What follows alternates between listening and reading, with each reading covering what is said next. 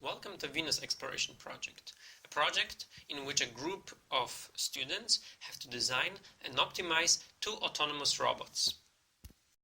These robots have the task to explore the surface of Venus, avoid any obstacles, and find rock samples that they can drive back to the lab.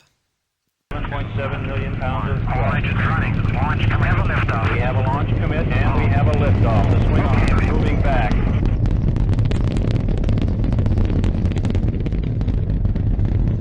We cleared the tower. Roger, clear the tower. Houston is now controlling. Oh, you have good thrust in all five. Roger. The robots are equipped with a set of grabbers powered by a servo. This makes it possible to pick up and drop off rocks or samples, which is an integral part of the assignment. Some changes were added to the grabbers by the team to improve the probability of successfully detecting and picking up samples. These improvements include the metal extenders with a small curve to the outside for a larger range and a small shade atop of the grippers for the infrared sensor underneath. If this shade was not there, the sensor might have trouble detecting the sample correctly. The ultrasonic sensors are necessary for the mountain detection.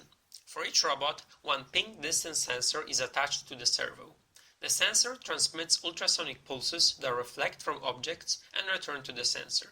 Based on the time required for return, the distances from the object can be precisely calculated using the Arduino controller. This can provide accurate estimations of the obstacles around the robot. The digital encoders are used to determine how much the robot has driven. It does this through the use of spokes in the wheels of the robot. It uses infrared to see if there is a spoke or not. Every spoke then gives a high value, and since the distance traveled by one spoke is known, this can be multiplied with the amount of highs. This roughly gives the distance the robot has traveled. Here we can see a particular search strategy that our robots have used. Once the robot has successfully reached the sector, it can now begin to explore. The robot will do this by moving in progressively smaller square shapes. While moving in a spiral movement, the robots continuously scout for rock samples. Once the robot reaches the center of the sector, it will return to its start position and the sector will be declared as explored. This search strategy is used to make sure that no parts of the sectors remain unexplored. Together with the sensor navigation strategy, the whole planet of Venus will be explored by the robots. On the clip, we can see a robot performing mountains avoidance with use of the ultrasound sensor.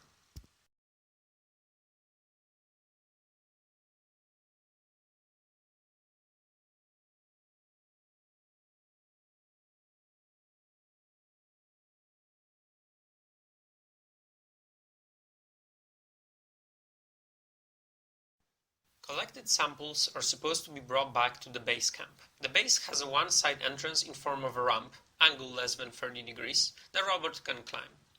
The students made few modifications in order to make detection of the base easier. At the end point of the ramp, a beacon sending IR signal is mounted. It is a 38 kHz frequency signal generated using an electronic oscillator circuit.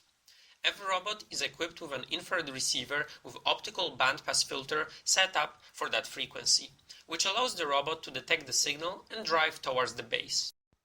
In order to avoid the cliffs and borders, additional sensors are needed. Cliffs and borders are made out of black tape. The color black absorbs more infrared than other colors, therefore it is possible to use IR sensors to detect them. Two sensors are mounted on the robot for cliff and border detection, one in front right and one in front left. They are both in front of the wheels, so when the robot drives forwards, any obstacle will be seen by the sensors before the robot will drive into it. Then a threshold is used to determine whether the sensor sees an obstacle or not. The clip shows how the robot picks up a rock sample using a side sensor. The infrared sensors that are placed on the robots are capable of detecting the samples at a small distance. There are three situations where the robot can find a sample: in front of the robot or to either of its sides. If the sample is in front of the robot, it will continue driving until the sample is between its grippers. Then, the sensor will see that the sample is within its grippers and picks it up. Confirmed. We're safe on Mars.